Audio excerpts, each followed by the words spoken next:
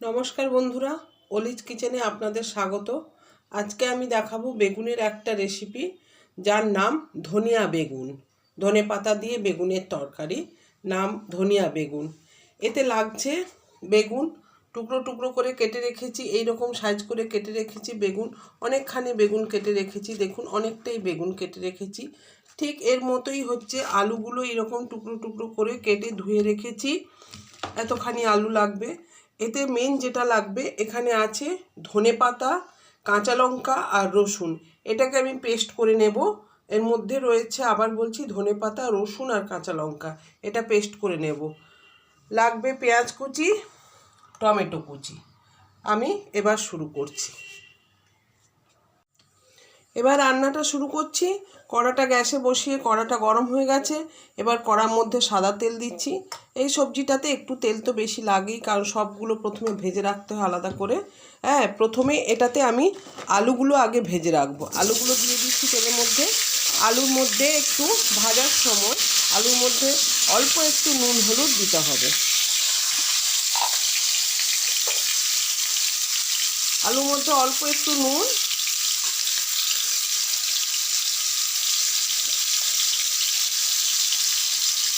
আর অল্প একটু হলুদ গুঁড়ো দিয়ে আলুটাকে ভেজে নেব। আলুটাকে কিন্তু ভালোভাবেই ভেজে নিতে হবে, বেশ লাল লাল করেই ভেজে নিতে হবে।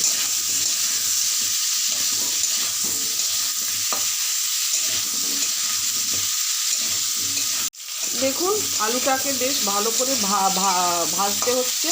আমি ভেজে নিচ্ছি। আলুটা ভাজার জন্য একটু মাঝে মাঝে এটাকে ঢাকা দিতে হবে। দেখুন আলুগুলো কিন্তু লাল লাল করে পুরো ভাজা হয়ে গেছে, একদম ভাজা হয়ে গেছে পুরো লাল লাল করে আলুগুলো। আপনারা দেখে নিন, এইরকম লাল লাল করে আলুগুলো সব ভাজা হয়ে গেছে। এবার আলুগুলোকে তুলে রাখবো।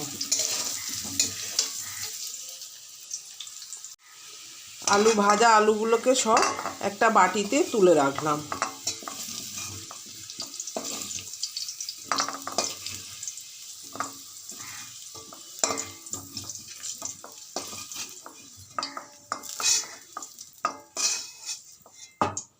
এগুলো সব ভাজা আলুগুলো একটা বাটিতে তুলে রাখলাম।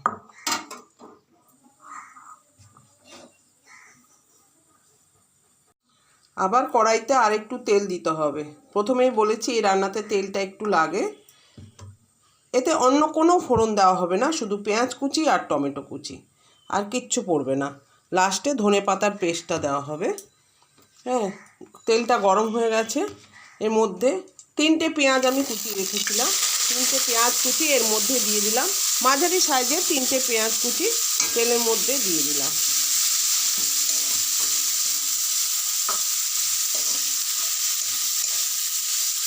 পেঁয়াজটা একটু লাল লাল হয়ে গেলে তারপরে টমেটোটা দেব। দেখুন বন্ধুরা, পেঁয়াজটা একটুখানি বাদামি কালার এসেছে। এরপরে আমি এর মধ্যে দিয়ে দিলাম টমেটো কুচিগুলো। দুটো মাঝারি সাইজের টমেটো কুচি এর মধ্যে দিয়ে দিলাম। আর টমেটো কুচি যেহেতু দেওয়া হলো, এর মধ্যে কিন্তু একটু নুন দিতে হবে। টমেটোটা নরম হওয়ার জন্য একটু নুন দিতে হবে। অল্প একটু নুন টমেটোটার জন্য দিয়ে দিলাম।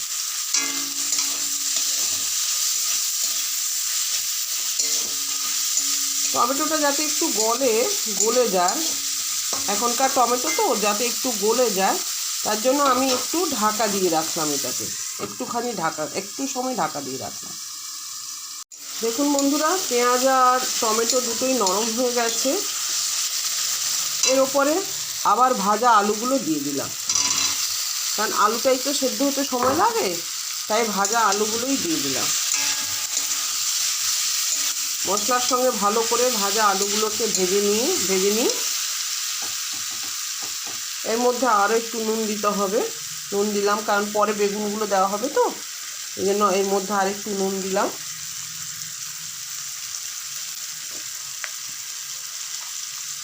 হলুদ,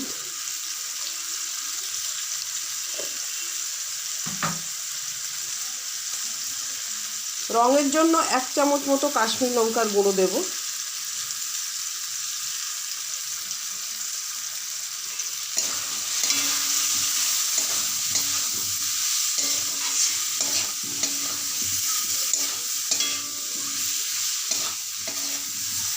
এবার যে ধনে পাতা, রসুন আর কাঁচা লঙ্কার পেস্টটা করে রেখেছিলাম, এই দেখুন বন্ধুরা, পেস্টটা করে রেখেছি। ধনে পাতা, কাঁচা লঙ্কা, রসুনের যে পেস্টটা করে রেখেছিলাম, এইটাকে এর মধ্যে দিয়ে দেব।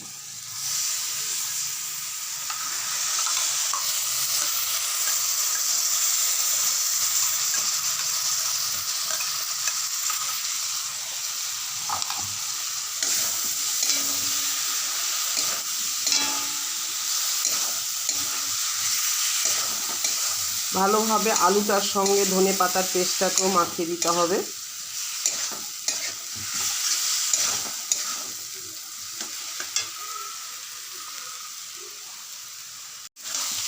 দেখুন আলুর সঙ্গে পুরো মশলা মানে পেঁয়াজ কুচি, টমেটো বা ধনে পাতার পেস্ট সবটাই পুরো ভালোভাবে আমি মাখিয়ে নিয়েছি। এবার এর মধ্যে অনেকটা আলু আর বেগুন, তাই প্রায় 1.5 চামচ মতো চিনি দিলাম,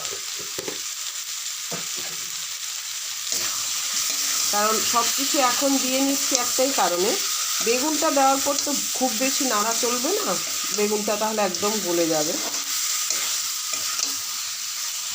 এইবার এটা ভালোভাবে আলুর সঙ্গে মাখানো হয়ে গেছে। এবার পুরো বেগুনটাকে এর মধ্যে দিয়ে দিলাম।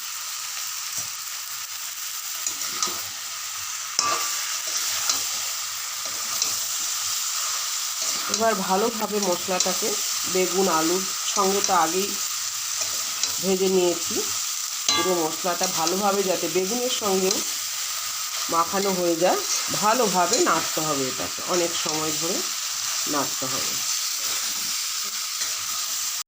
দেখুন পুরোটা বেগুন আলু সবটাই পুরো ভালোভাবে আমার কষানো হয়ে গেছে। এবার ওই পেস্ট করার জলটা আমি এর মধ্যে দিয়ে দেবো, ধনে পাতা পেস্ট করার জলটা এর মধ্যে দিয়ে দিলাম। তা বাদেও আরও একটু জল দিতে হবে এর মধ্যে, কারণ সব সবজিগুলো ভালোভাবে, আলুগুলো সব ডুবে যেতে হবে, তাই জল দিয়ে দিলাম। এবার আলুগুলো সেদ্ধ হয়ে গেলেই ব্যাস হয়ে যাবে ধনিয়া বেগুন। হয়ে গেল আমার তরকারিটা, জল দিয়ে দিলাম। এবার এটাকে ঢাকা দিয়ে দিতে হবে 10 মিনিট বাদে, তারপর দেখব। 10 মিনিট বাদে দেখুন তরকারিটা কিন্তু সম্পূর্ণভাবে হয়ে গেছে।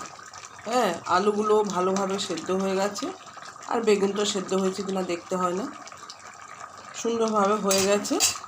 আমি এটাতে অল্প একটু গরম মশলার গুঁড়ো দিয়ে দিলাম।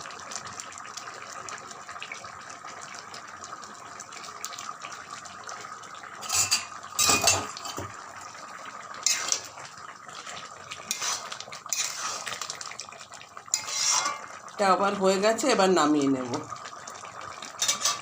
এর মধ্যে আমি তরকারিটা নামিয়ে রেখেছি, দেখুন কি সুন্দর কালারটাও কি সুন্দর হয়েছে। এবার আপনারা একদিন এটা চেষ্টা করে দেখবেন, অবশ্যই একদিন বানিয়ে খাবেন। আপনাদের পছন্দ হলে লাইক শেয়ার করবেন, আর কমেন্ট বক্সে মতামত জানাবেন কেমন হলো। আশা করি ভালোই লাগবে। এটা ভাত, রুটি, পরোটা, লুচি সব কিছুর সঙ্গেই খাওয়া যায়। বেশি ভালো লাগে রুটি, লুচি, পরোটার সঙ্গে খেতে, কিন্তু ভাতের সঙ্গেও খেলে ভালো লাগে। সবাই ভালো থাকবেন, নমস্কার।